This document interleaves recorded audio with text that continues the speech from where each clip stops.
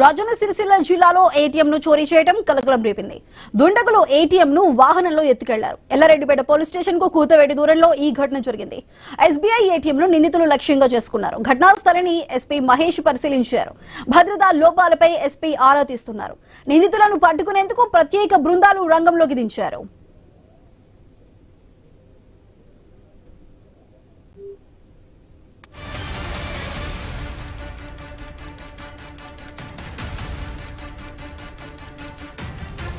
రాజన్న సిరిసిల్ల జిల్లాలో ఏటీఎం ను చోరీ చేయడం కలకలం రేపింది. దుండగులు ఏటీఎం ను వాహనంలో ఎత్తుకెళ్లారు. ఎల్లారెడ్డిపేట పోలీస్ స్టేషన్ కు కూతవేటి దూరంలో ఈ ఘటన జరిగింది. ఎస్బీఐ ఏటీఎం ను నిందితులు లక్ష్యంగా చేసుకున్నారు. ఘటనా స్థలిని ఎస్పీ మహేష్ పరిశీలించారు. భద్రతా లోపాలపై ఎస్పీ ఆరా తీస్తున్నారు. నిందితులను పట్టుకునేందుకు ప్రత్యేక బృందాలు రంగంలోకి దించారు.